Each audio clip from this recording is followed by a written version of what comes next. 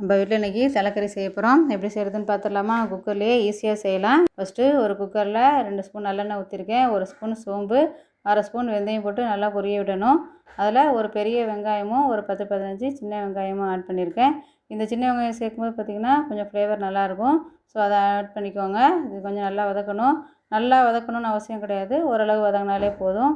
இதோட பார்த்திங்கனாக்கா காஞ்ச மிளகாய் 2, பச்சை மிளகாய் 1 போட்டிருக்கேன். இதையும் நல்லா வதக்கிட்டு அடுத்தது பெரிய தக்காளினா ஒரு 2 பெரிய தக்காளி ஆட் பண்ணிக்கோங்க. சின்னதாக இருந்தாக்கா ஒரு 3 தக்காளி அது மாதிரி ஆட் பண்ணிக்கோங்க. இதை நல்லா வதக்கிக்கோங்க. அடுத்தது நம்ம தலைக்கறியை நல்லா கழுவி க்ளீன் பண்ணி வடிகட்டி வச்சிடணும் ஒரு 1/2 அன் ஹவர் ஆகுது. அப்போ தான் பார்த்திங்கன்னா அந்த கவிச்ச வடை இல்லாமல் நல்லாயிருக்கும். ஸோ அதை நல்லா கழுவி க்ளீன் பண்ணதை இதுலேயும் போட்டுட்டு நல்லா அந்த எண்ணெயிலேயே நல்லா சுருள நல்லா ஒரு கிளறி எடுத்துக்கோங்க. அதுக்கப்புறம் பார்த்திங்கன்னா தேவையான அளவு உப்பு போட்டுட்டு திருப்பி நல்லா அதை நல்லா கிளறி விட்டுக்கணும். அப்போ தான் இந்த உப்பு இதெல்லாம் அந்த மசாலா அதில் பிடிச்சி நல்லாயிருக்கும். ஸோ அதை உப்பு போட்டுட்டு நல்லா கிளறிக்கோங்க. இதுக்கு இப்போ தேவையான மசாலா என்னென்ன போடணுன்னு பார்க்கலாம். ஒரு 1/2 ஸ்பூனு மஞ்சள்தூள் போட்டிருக்கேன். குழம்பு மிளகாய் தூள் பார்த்திங்கனாக்கா நான் வீட்டிலேயே அரைக்கிறது தான். இது ஒரு 2 ஸ்பூன் போல் சேர்த்துருக்கேன். இந்த மசாலா நான் எல்லாத்துக்கும் ஆட் பண்ணுவேன். Non veg item, gravy item. So ரொம்ப நல்லாயிருக்கும். இது ரெசிபி வேணுன்னா கமெண்ட்ஸில் சொல்லுங்கள். இது 2 ஸ்பூன் போல் போட்டுட்டு நல்லா கிளறி எடுத்துக்கணும்.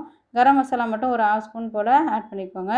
இது நல்லா கிளறி எடுத்துகிட்டு ஒரு கிளாஸ் தண்ணி மட்டும் ஊற்றி அதை அவ்வளோதான் மூடி வச்சிட வேண்டியதான்.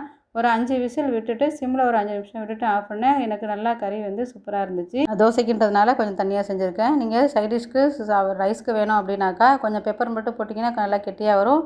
நீங்கள் அதை வந்து சைடிஷாக வச்சு சாப்பிட்டிங்கன்னா ரொம்ப சூப்பராக இருக்கும். ட்ரை பண்ணி பார்த்துட்டு எப்படி இருந்துச்சுன்னு கமெண்ட்டில் சொல்லுங்கள். பாய்.